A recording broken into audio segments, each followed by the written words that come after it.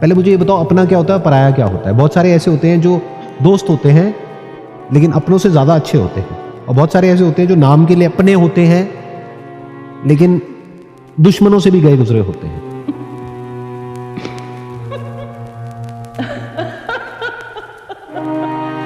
तो इस बात को अच्छे से याद रखो कि अगर लॉन्ग टर्म विजन में आप उनको फिट होते हुए नहीं देखते तो ढोंगी पाखंडी मत बनो, डिस्टेंस मेंटेन कर लो, ना उनसे लड़ो ना प्यार मोहब्बत की बातें करो, डिस्टेंस मेंटेन कर लो।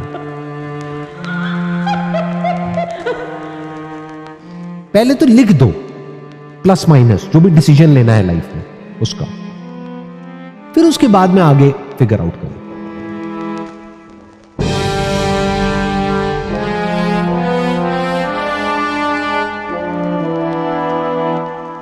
गंद खाओगे तो गंदी बन जाओगे।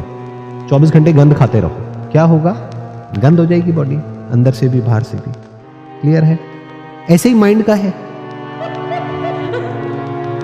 ये इंपॉर्टेंट नहीं है ना, शॉर्ट टर्म जो फ्रेंडशिप है वो तो आप करते ही हो सुबह से रात तक। इनफैक्ट जिसको आप जॉब कहते हो वो भी एक तरह की फ्रेंडशिप है, एक एग्रीमेंट है। एम्प्लॉयर को कुछ चाहिए, एम्प्लॉय को कुछ चाहिए, अगर दोनों मैच होता है तो एक रिलेशनशिप वहां पर है। इनर लॉन्ग टर्म में आप क्या करने वाले हो, क्या अचीव करने वाले हो, आपकी रिलेशनशिप कैसे होने वाली है, वो इनर पे बहुत मैटर करने वाला है। शॉर्ट टर्म में जो अट्रैक्शन है, फर्स्ट इंप्रेशन है, वो सब आउटर पे डिपेंड करता है। जिसको हम पर्सनैलिटी कहते हैं वो कैसे बनती है, ये पर्सनैलिटी भी टाइम के साथ साथ चेंज होती रहती है। जो भी आप खुद को समझते हो कि मैं तो ऐसी हूं, कुछ ऐसा कंज्यूम करने लग जाओ, कुछ ऐसा कंटेंट जो आपकी उस पर्सनैलिटी से दूर दूर तक मैच नहीं होता है, एकदम से आप देखोगे सब बदल गया। फॉर एग्जाम्पल, कोई ऐसी वेब सीरीज देखने लग जाओ जो बहुत ही वायलेंट है, तो आप देखोगे ना चाहते हुए भी आप वायलेंट हो जाओगे। आपकी जो पर्सनैलिटी है वो वायलेंट हो जाएगी, अंदर एक फ्रस्ट्रेशन सी आ जाएगी, आपको पता नहीं लगेगा ये क्या हो रहा है, क्यों हो रहा है। फिर उसके बाद में कोई ऐसी सीरीज देखने लग जाओ जो बहुत ही रोमांटिक है। बचपन में जो भी आपने देखा है, सुना है, वो बहुत ही डीपली रूटेड है। बचपन से रिलेटेड बहुत सारी ऐसी यादें अंदर पड़ी हुई हैं जो हमें याद भी नहीं है, लेकिन वो बहुत गहरी छाप छोड़ गई है हमारे अंदर।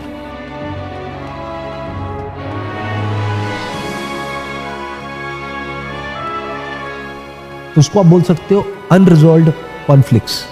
हो सकता है आपके अंदर एंगर हो, फ्रस्ट्रेशन हो, डिसअपॉइंटमेंट हो अपने पेरेंट्स को लेकर के, अपने भाई बहन को लेकर के, या बचपन में कुछ आपके साथ में ऐसा हुआ है उस पर्सन को लेकर के।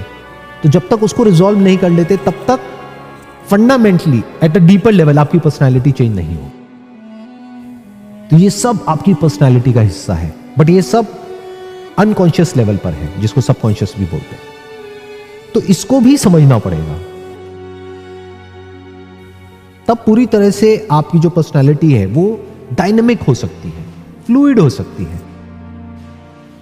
पहले समझो कि ये पर्सनैलिटी क्या होती है, ये कैसे बदलती है, और इसको कैसे आप एक स्ट्रक्चर में फिट नहीं कर सकते हो। यानी ये नहीं कह सकते हो कि मेरी पर्सनैलिटी ऐसी है, क्योंकि आपकी पर्सनैलिटी भी दिन के अलग अलग टाइम पे अलग अलग होती है, हर रोज बदलती है, हर सिचुएशन में बदलती है।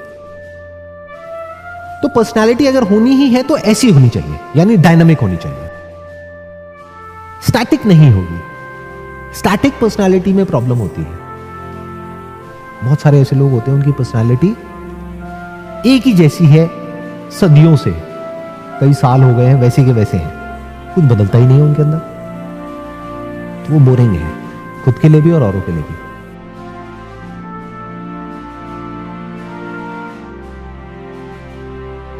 अब मैं क्या कह रहा हूं कि अगर हम लाइफ को ध्यान से ऑब्जर्व करेंगे तो बहुत कॉम्प्लिकेटेड है लाइफ, किसी और की नहीं, हमारी खुद की, अंदर भी बाहर भी अनलिमिटेड कॉन्फ्लिक्ट्स है। और वहां से बाहर निकलने का जो सबसे आसान और सबसे नेचुरल तरीका है, that is sense of humour. जब हम हंसते हैं तो हम एक्सपैंड करते हैं, स्ट्रेस में हम कॉन्ट्रैक्ट कर जाते हैं। कॉन्ट्रैक्शन किसी को अच्छा नहीं लगता है। और अगर आप खुद पे हंसना सीख जाते हो, खुद के फ्लॉज पर, ये नहीं कि खुद की तारीफ करके फिर हंस रहे हो, तो वो कोई सेंस ऑफ ह्यूमर नहीं हुआ ना। खुद के फ्लॉज पर जब कोई और बोलता है तो हमें गुस्सा आता है ना। अगर सोचो हमें खुद हंसी आने लग जाए अपने फ्लॉज पर, तो अगर कोई सामने वाला हमारा मजाक उड़ाएगा तो हम उसके साथ मिल जाएंगे। बट ऐसा होता नहीं है। होता क्या है कि हम रजिस्ट करते हैं, हम लड़ते हैं, तो सामने वाले को मजा आता है। उसको मजा आना बंद हो जाएगा हमारा मजाक उड़ाने में जब हमने खुद ने अपना मजाक उड़ाना शुरू कर दिया।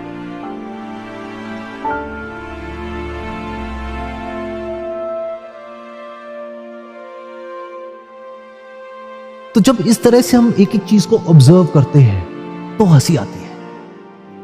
अब आप एक्चुअल में सेंस ऑफ ह्यूमर को सही से अपनी लाइफ में अप्लाई कर रहे हो, तो खुद को हम जितना समझते चले जाते हैं ना बारीकी से, उतना ही एज के साथ साथ हम मैच्योर होते चले जाते हैं और हमारा सेंस ऑफ ह्यूमर बढ़ता चला जाता है। बिल्कुल ऐसा होना पड़ेगा आपको कि अपने आप से बिल्कुल सच बोलना होगा। और सच में कॉमेडी है। सच कोई नहीं बोलता है। अगर सच बोल दें तो बहुत मजा है वहां पर, बट सच बोलने के अपने रेपरकशंस है। अगर आप बाहर बोल दो तो अपने आप से तो बोल ही सकते हो ना।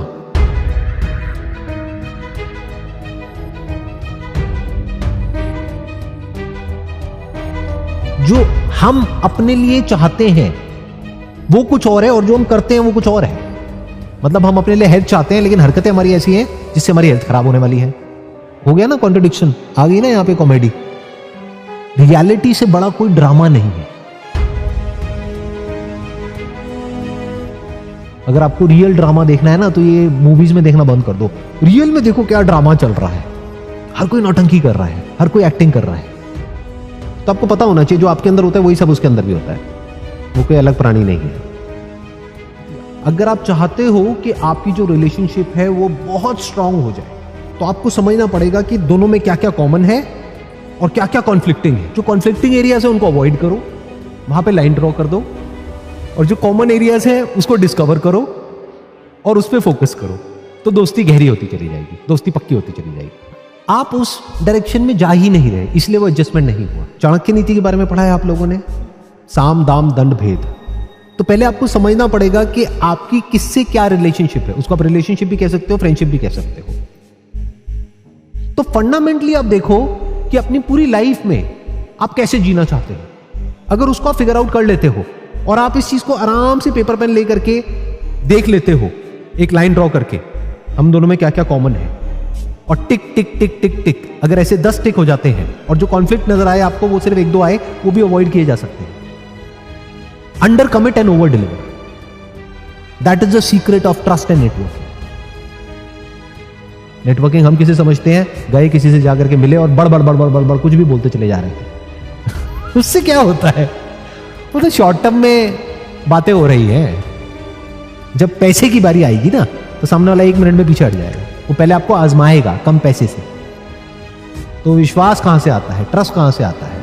वो आता है छोटे छोटे कमिटमेंट्स पूरे करने से, फिर बड़े बड़े कमिटमेंट्स पूरे होते हैं। फिर एक ऐसा पॉइंट आ जाता है जब दोनों को पता होता है कि दोनों की बात की क्या वैल्यू है।